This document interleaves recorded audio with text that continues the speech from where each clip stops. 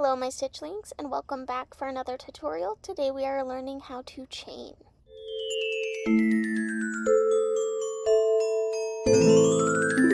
You are going to again need your yarn that you're using and a crochet hook.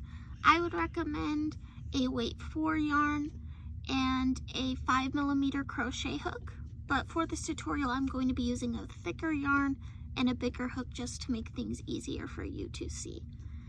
Now, if you aren't sure how to do a slip knot, you can go ahead and take a look at the video that I've linked in the description below, and I have a tutorial that shows you 3 different ways that you can learn to do that. Okay, but for chaining, here we go. So I'm gonna go ahead and do my slip knot really quick.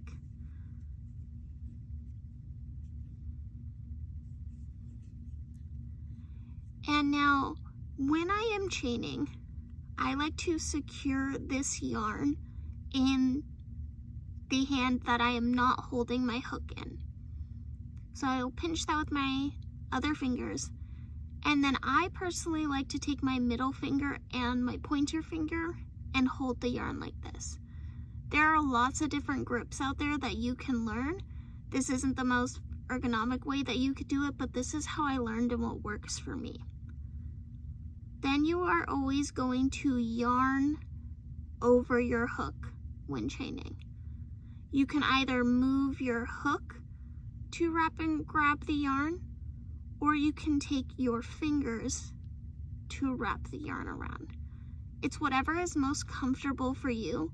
So some people like to grab it with their hook. Some people like to, what we call, throw the yarn by moving the yarn with their other hand. Once you have yarned over, you're going to pull that yarn through the loop that you have made using your slip knot. Pulling it through so that you will have a new loop on your hook. Again, wrapping around, pulling through the loop that's on your hook. Yarning over, pulling down and through the loop that is on your hook. Now, this is something you really want to practice because this is the foundation of a lot of crochet. Now, if you're going to be making amigurumi, there is another way that you can start those projects, but sometimes you will want to start those things themselves with a chain. So this is something that you can practice and get really good at it. Isn't that just a beautiful worm or snake?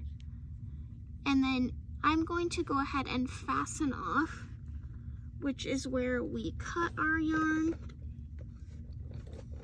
and pull it through so that we can talk about the parts of our chain.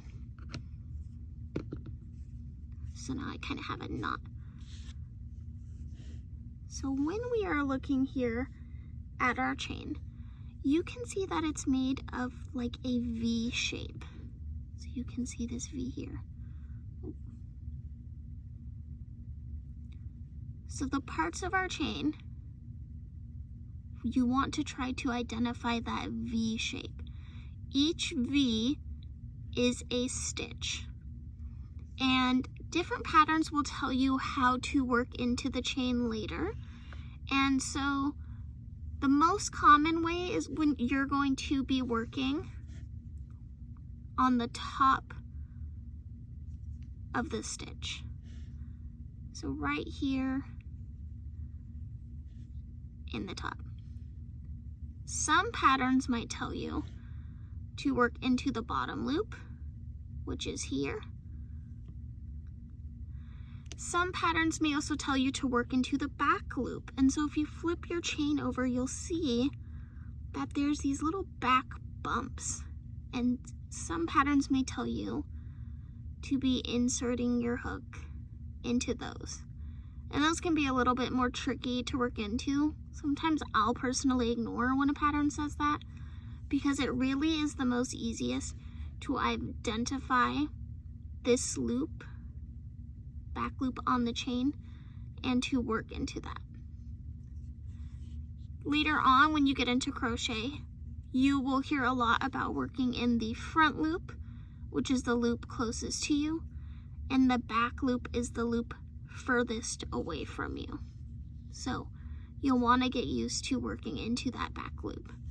I will teach you more about that in my single crochet tutorial, but for now, practice your chaining and really get used to the anatomy of your chain, looking at trying to find that back loop, that front loop, take a look at those back bumps, and that's how you'll get started.